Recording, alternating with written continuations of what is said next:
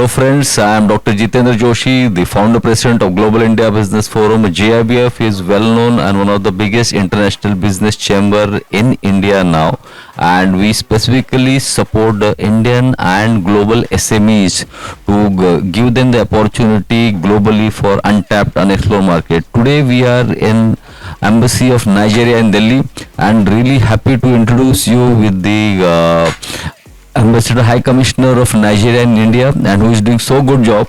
Excellency, so happy to see you at our interview today. And Nigeria is one of the biggest economy in Africa and sixth popular country in the world, and doing so well as because in the Africa is the world, the future of the world, we always say, and Nigeria is contributing so well. We just want to know more about Nigeria from your side, specifically first to talk about the people, music, culture and food, and then we'll talk more about the bilateral trade. Thank you so very much, Mr. Jitendra. It's a pleasure to have you in the Nigerian house. That's what we call the High Commission. It's the Nigerian house. And as you have seen today, we have a lot of Nigerians, both so the delegation also today, and also from Nigeria, yes, who are here. Going forward on your question, it is interesting to note that Nigeria is a very, very large country. It's a very big, huge country with huge potentials. And we have a population that has crossed the 200 million mark, going to the 300 million. And in one of the forecasts and projections from the international institutions, Nigeria is going to be, I think, the fourth or the fifth largest country in the world in the next 10 years. yes, So, Nigeria is such a huge country with a huge role to play in the dynamics of the international space and politics. And so far, Nigeria has been doing well, yes, for ourselves and for the world. Because Nigeria has been a voice, just like India, not only in the global south, but also at the United Nations institutions and level. So, talking about our people, India and Nigeria share a lot of similarities. Dating back to pre-colonial days, that you had the British colonize both countries. So, basically, the British values had been handed down to India and Nigeria, like in a similar way or in a similar manner. That is why when you look at the Indian and the Nigerian society, there are a lot of striking similarities. You know, the diverse people, the multilingual and multi-ethnic societies, they are very religious people, you know, the cultures, you have the music. Nigeria has one of the best musics in the world right now, which is enjoyed in Europe, in Americas, Asia, everywhere. And coming to talk of Nollywood and Bollywood, there are striking similarities also. Then you talk about the food, the staple food, you know, the rice, the cowpeas, like we're talking about it today when we hosted the Nigerian delegation. It's an amazing and wonderful crop, staple crop, food that's enjoyed everywhere, highly proteinous. Yeah. So there are so many things to talk about when you talk about the similarities between Nigeria and India. Great, Excellency. Definitely the Nigerian and Indian people are they are coming together since long, for years together. Actually, the music has been exchanged and the food, as you said, definitely it has been, Nigerian cuisine is one of the best actually. Indians always prefer there. And definitely the Nigeria, as you rightly said, is one of the best economies in Africa. And we can talk more about the bilateral trade, because India and Nigeria has a best bilateral trade ties since long. Today actually we just want to know from your side, as you are contributing so much from Nigeria and from the India High Commissioner here. We just want to know about your point of view, Excellency, about India and Nigeria bilateral relationship. Maybe we can say next 5 years, by 2030. So how you see this bilateral trade will contribute for the people of Nigeria and for the Indian businessmen also? Thank you so very much for that question. You know, Nigeria and India has a very long-standing and very, very strategic, robust partnership. Yes. Not just a cooperation now, it's a partnership where a lot of Nigerian goods find their way to the Indian market, and a lot of the Indian goods also find their way into the Nigerian market. Chief among them, India has been one of our major importers of crude oil, Yeah. and some other agricultural products. Though some of the trade are informal, and we are working on a certain bilateral framework to ensure that the economic cooperation and the trade and investment cooperation are actually formalized. But having said that, there is this people-to-people connection between the Nigerians and Indians, which aid most of the informal trade, which is most times not reported. But both societies know the benefits they are having to themselves. So, talking about bilateral trade, investments, and economic cooperation, India has what we call the ITEC. It's an instrument of the Indian Ministry of External Affairs that they use also to train certain Nigerian professionals and students who come here to learn different aspects of human endeavor and trade business. And also Nigeria has a similar reciprocal arrangement back home. And we have these exchanges where Indian businessmen and Nigerian businessmen collaborate through the Nigeria-India Business Council. Because this is a trade vehicle, this is a trade framework that exists between both countries right now, presently, which is the brainchild of this High Commission. Because it was the vision of this High Commission by reason of our mandate to establish the Nigeria-India Business Council. And with the Nigerian-India Business Council, a lot of influence of trade and economic activities has taken place between both countries. So we want to deepen those relationships, those cooperations. We want to ensure that we upscale these activities to the point that our people benefit maximally.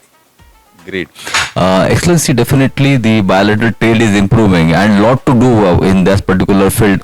Indian investors always keen for African market and Africa is the future of the world. In that scenario, many Indian businessmen are keen to go for the different African country. But Nigeria is one of the most popular country. And the specific sector, if we can ask you, which are the specific sector maybe you think that Indian investors should go about?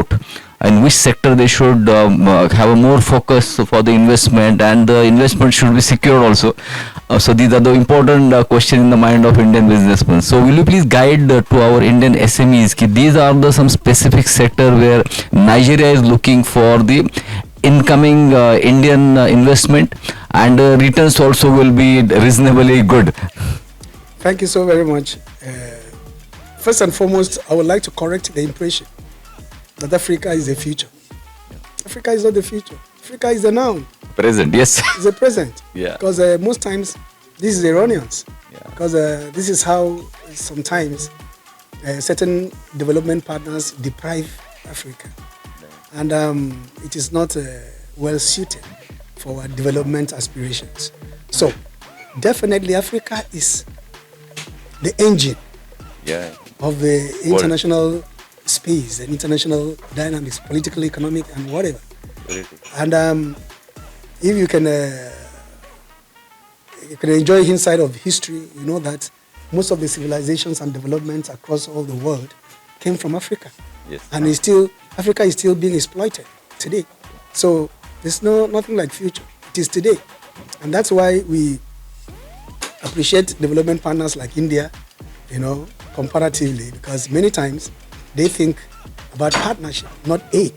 Because gone are the days, you talk about aid, you bring peanuts in the name of aid or grants, and you mess up that country.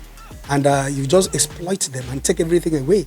But today, we thank God, certain countries like India are more humane, and we talk about partnership where we partner together to get things done. And like I always tell everybody who cares to listen, in Nigeria, we are not really interested in you coming to sell your products and services and make money from Nigeria. We are interested in partnership, where you come, we share technology, we transfer technology, we build factories. It becomes a win-win situation for both countries, for both partners. not one exploiting the other. Because this is the essence of friendship and relationship. True. So, talking specifically about areas of interest for investment, for me and for Nigeria, we know agriculture is number one. Agriculture is number one. If you don't feed, you cannot live. True, very true. And if you don't live, you cannot be wealthy, cannot prosper with technology and the rest of the things. So agriculture is number one for any serious-minded investor to come and invest in Nigeria. You know, then when we eat from agriculture, naturally many times we fall sick. So healthcare is the next, to invest in healthcare so that it can take care of the health status of our population.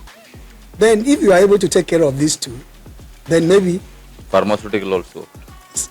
pharmaceuticals, of course, when you talk about healthcare, you are talking about the whole healthcare value chain. True. The pharmaceuticals, the production, manufacturing of drugs, medications, telemedicine, whatever, you know. So, like in my own state, Akwa Ibom State, I understand the governor is trying to build what he calls a health corridor. Okay. Health corridor where this value chain, health value chain, is completely implemented on the ground. Okay. So these are areas, and many other states are very much interested in ensuring that our people are well fed, well taken care of, and our people are well cared after in terms of their health, in terms of medications, in terms of everything associated with it. Then, besides that, we talk about climate change, which has ravaged the whole world. You talk about renewable energy, you know. You talk about manufacturing. You talk about the ICT, the technologies, because India is doing very well in its own digital public infrastructure. Yeah. And these are the kind of things we want to replicate in Nigeria, because it has its own way of stimulating the economy and boomeranging growth in the country, you know. And it makes you less dependent on others. True. You become very, very independent for yourself. So, with all those other aspects of the economy, key sectors of the economy also, there's also a great need for infrastructural development, where houses are built, mortgages and whatever, so that people will have a way to live. People will have a little, at least minimum comfort, Right. and go about their businesses. Thank you. Great, definitely. So our Indian businessmen, SMEs businessmen specifically, those who are actually supposed to watch this interview, they definitely see these are the requirement of Nigeria, as the High Commissioner rightly pointed out, that infrastructure development is the definitely key. A lot of buildings in future will be required, a lot of infrastructure, malls are coming as a population, and another requirement in the pharmaceutical, healthcare, agriculture, food processing. So these are renewable energy. So these are the prominent areas apart from the not just oil. So Nigeria is offering so many things for the, and as High Commissioner rightly said, they are looking as a partner. India as a big equal partner. So both the economies will get the benefit. The people to people contact will also definitely summarize for the good, and we can say the living index of individual also definitely going to increase. Excellencies, just two important things are very, very important as an Indian investment point of view. How you suggest, what are some good incentives will be offered for the investors, and the security point of view also? So will you please throw some light on these two particular points also? Very good. Thank you so very much. It skipped my my last intervention, because I remember you clearly asking, and even without you asking, we have to offer to give this information out, because nobody in his right frame of mind will want to go and invest where he will not make profit, or where his investment will go down the drain. Right. So in Nigeria, the current administration of President Ahmed Tinubu GCF has implemented a lot of new policies and programs of government in a bid to ensuring the ease of doing business in Nigeria. And if you go to the embassy's website, the High Commission's website, our High Commission here, you will now see all the list of the requirements for the foreign investor who wants to partner with us in Nigeria to do business. So much so that your investments are guaranteed. You have a guarantee that your investment cannot and will not be taken over by any other except you. Even when you want to do the business alone in Nigeria, or you want Nigerian businesses or Nigerian partners to collaborate with, to be on the safer side. So these are things that are guaranteed.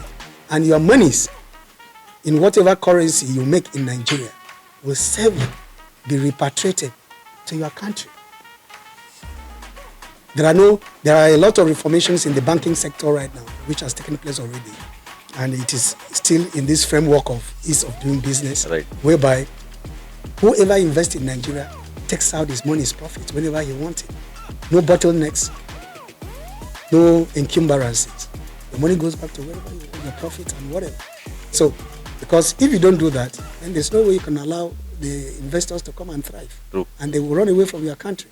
So you must definitely provide those incentives that's going to make, there's a tax haven for most of those investors, depending on the investment and the MOUs and the understanding and the sectors. The government of Nigeria gives you certain incentives by way of tax waivers so that you can do your business successfully for the benefit of Nigeria and you. Right. So these are all guaranteed. You know, Nigeria is a big country. Yes. And they're very, very industrious and very, very focused people like the Indians. And we learn a lot of lessons from other people as well. So we wouldn't want a situation where we jeopardize our chances of getting investments and doing well. So everything is guaranteed. I can guarantee the Indian investors, and you know it already. I don't think if India should be very honest with themselves, they will tell you how much money they are making in Nigeria over the last 40 years, 30 to 40 years. You want to talk about the Dangote refinery? Yeah. You want to talk about the Indorama? You want to talk about the power generation companies in Nigeria? They're all manned and operated by Indians. So Nigeria is such a veritable business environment for Indians, and Indians are enjoying. We have close to 100,000 Indians living, working, and doing business successfully, peacefully in Nigeria. So what other testimony do you need? Except for Indians, if they so wish, to make sure they escalate their businesses in Nigeria, because Nigeria is such a wonderful place for Indians to do their business and thrive. And they have always been bringing their money back home, and they're enjoying themselves. Although we cannot really say we enjoy a reciprocal gesture from the Indian authorities, and that is an area I want you guys to work on also, because definitely we cannot be giving Indians these kind of opportunities, and India is not also giving Nigerians these kind of opportunities here in India. So we need to register certain Nigerian companies in India and also learn, share technology, transfer technology, make a win-win situation for both countries as well. So that's where the relationship will be symbiotic. That's where the relationship will be beneficial, mutual. Not a one-way kind of relationship where only India benefits. Win-win. Thank you so much. Great. Excellency, your point of view is very well noted, that definitely Indian businessmen, those who are keen for Nigeria, I think the return of investment, and as the government is offering a lot of incentives, and if you want to know more about, as High Commissioner has already pointed out, that you can visit the website also. A lot of information you can get. You can approach the embassy, you can write the mail. Even Global India Business Forum, if you want any support, we are always in touch with Nigerian High Commissioner. We can provide you that information. Excellency, the last just point I want to, the Global India Business Forum last 4 or 5 years as arranging India-Africa Business Conclave. You recently been a part of that in Pune, and it's a great success. Almost 1,000 plus companies come from all across India, 200 companies from Africa also, and your speech was also been well noted by many businessmen. So will you please tell us more how you find these initiatives and what more needs to be done so that India-Nigeria ties, bilateral ties will improve, and relationship of people-to-people contact will also at the great level in time to come. Thank you so thank you so very much. I want to commend the efforts of the Global India Business Forum. They are very, very wonderful and amazing partners to us here at the High Commission, because they invited us and we went and we saw for ourselves what they are doing, and what they are doing is very, very commendable.